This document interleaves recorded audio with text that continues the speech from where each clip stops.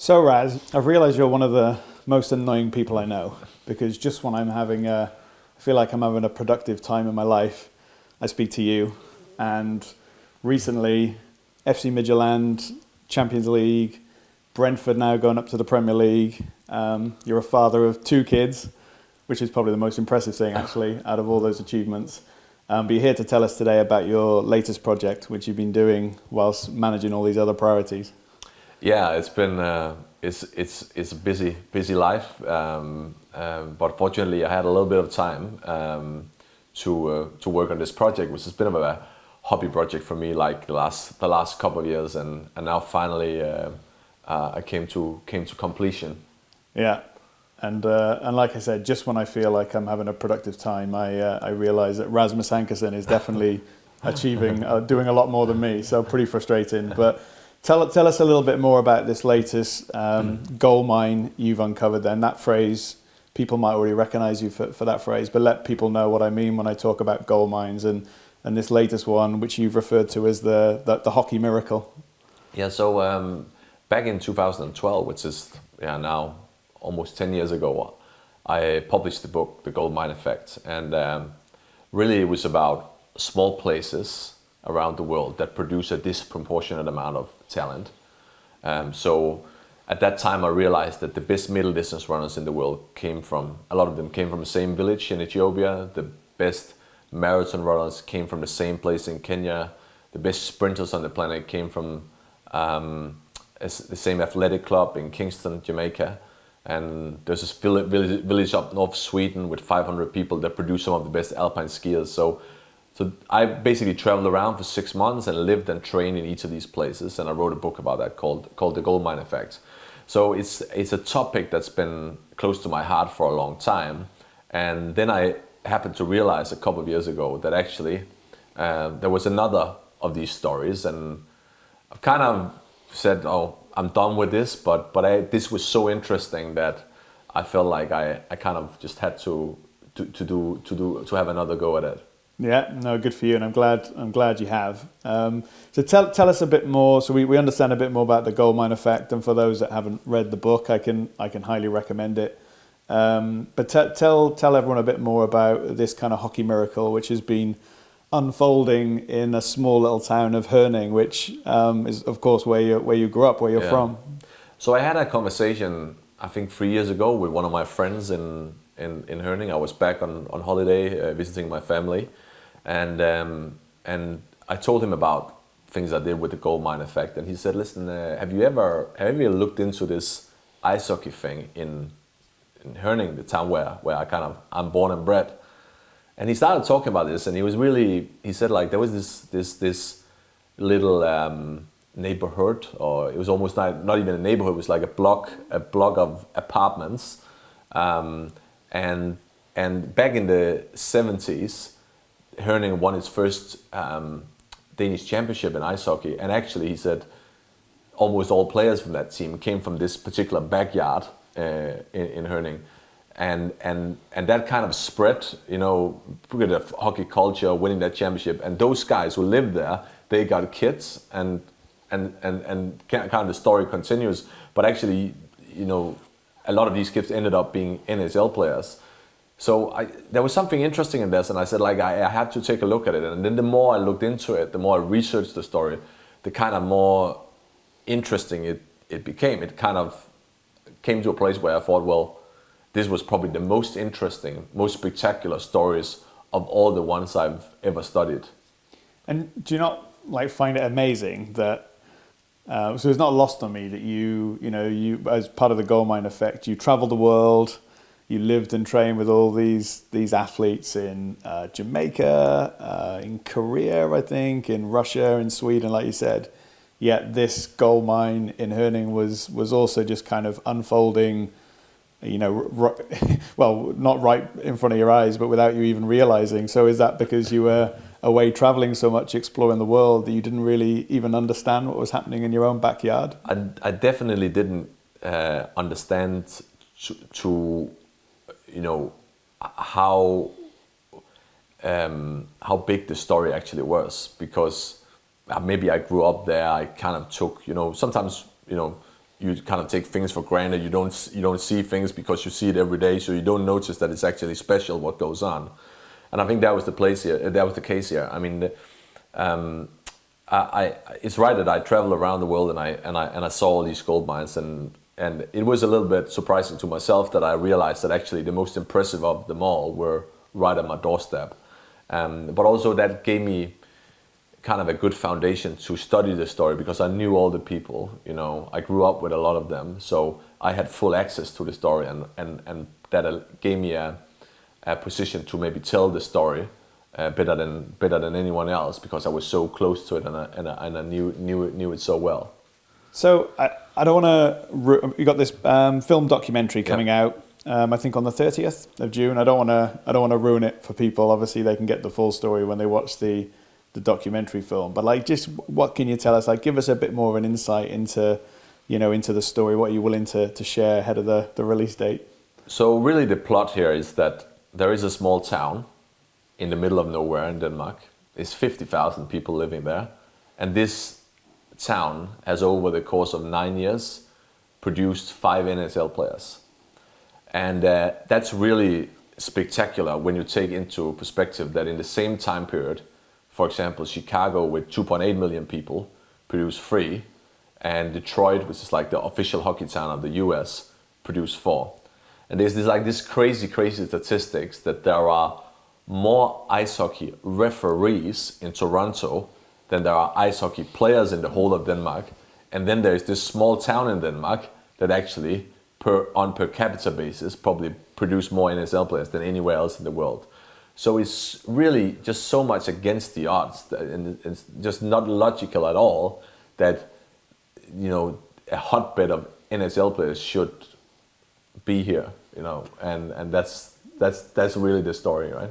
Yeah, and I won't push you on the reasons why, because like I said, people can go and watch the documentary film. But like, more broadly, like, how does this even happen? Like you say, you've traveled the world, you've trained with all these athletes, and there always seems to be these small pockets of gold mines that produce a disproportionate amount of talent. So like, how does it even happen? So we tend to get stuck in this discussion about, is it hard work or is it genetics, that creates a high performer?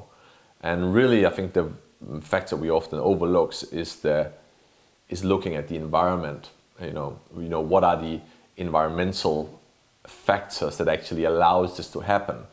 And so one of the theories I kind of built, or I explore throughout the film, is this concept called the birthplace effect. So there's a group of scientists in Canada that realized that small towns tend to be much better than big cities at developing top athletes. So like, if you grow up in the US in a city with between 50 and 100,000 inhabitants, you are like 18 times more likely to become a top athlete than if you grow up in a city with more than 500,000 people.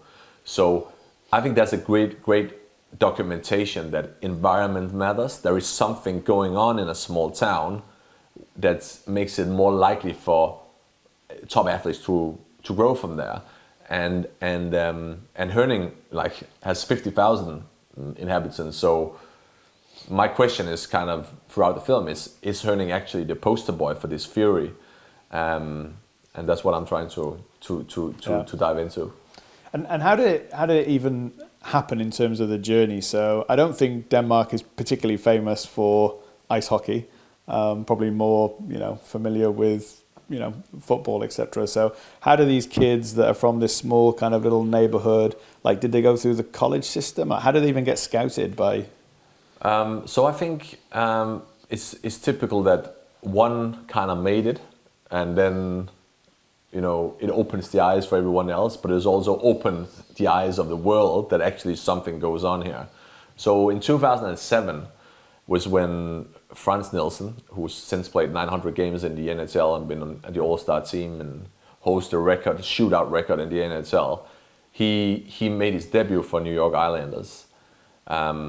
He went to Sweden first, and then he went to New York, and that kind of gave that belief within the whole town, really, because that's the thing with role models, right? That role models are so much more effective when they're close, when you know them, than when they're on a distance. When role models are close, it's it demystifies what it takes to be good, because the guys there in Herning start thinking, well, Franz, he grew up in that house over there. Like, I know his parents, I know him. I played hockey in the street with him.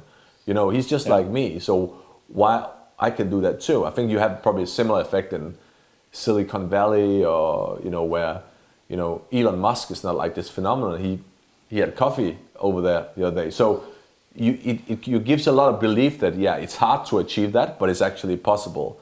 And I think that is one of the most important factors for why you often see this cluster effect, the icebreaker effect. Someone breaks the ice, and then it's much easier for the next ones to follow. Yeah, I guess if someone breaks through, it becomes much more tangible, doesn't it? So paint me a picture now in Herning. Is there like loads of NHL scouts that are just coming like every year They started to come. Hanging around the neighborhoods? Yeah, but they started to come after Frank Nielsen, and obviously there's quite a few that's followed. But really Herning is not just a story about five NHL players.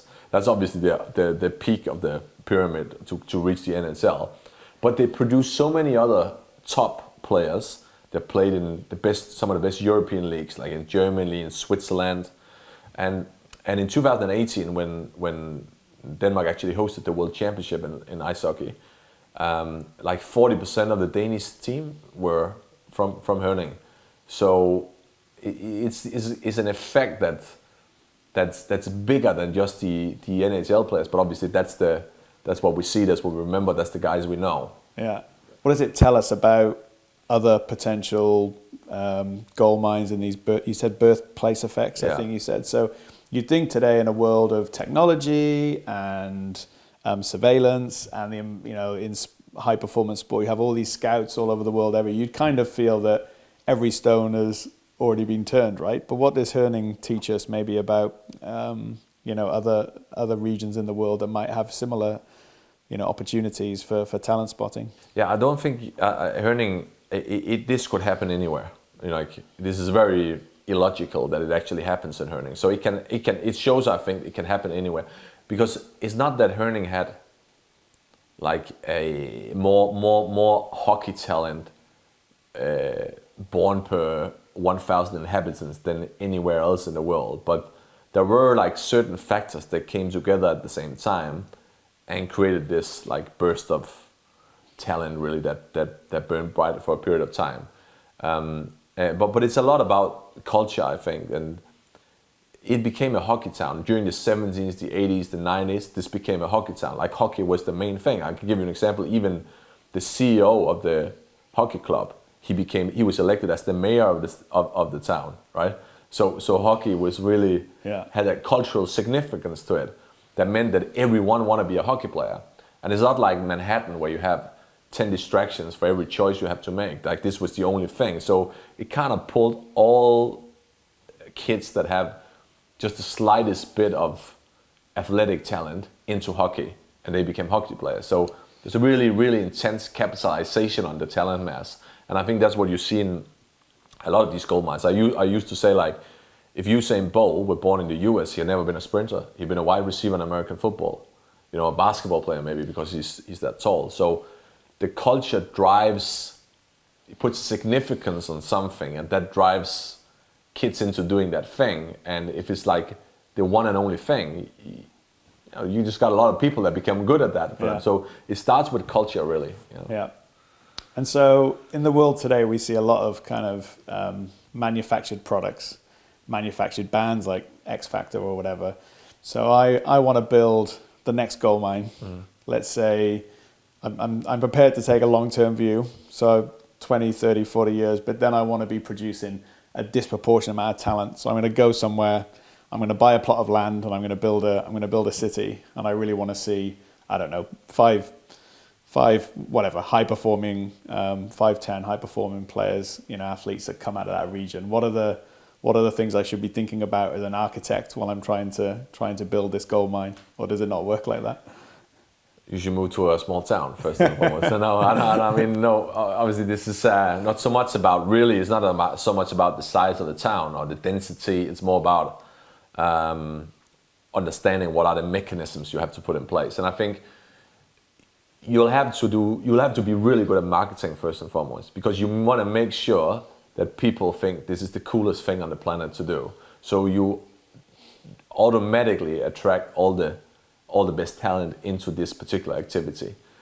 And then I think you should put some role models in place. You should build some stories, get these role models close, make sure they're not distant, make sure there's all these micro interactions between the top players and the youngsters on a daily basis. That's a mistake we sometimes do when we make these build talent or performance environments. We build these fancy facilities that isolates the top players here, because we see it as a distraction if they have to be around normal people and kids, but what you want really, if you want to develop talent, is you want that all together. You want those interactions to happen on a daily basis. So people think, all right, that's how he does things, oh, that's how he trains. He gets also get tired, I can, it creates a, inspiration and belief that you can do it too. So listen, sounds great. Can't wait to see it. There is a lot of content, great sports documentary content out there at the moment, though. So when will people be able to watch it? Where will they be able to see it? Just let people know. Yeah, so it's not a series. It'll be it's just a one-off 45 minutes film, and it'll be available on Vimeo. It'll be available on Gumroad, and later on iTunes and Google Play. And it's ready to watch on 30th of June. Great. Good luck with it. Thank you very much.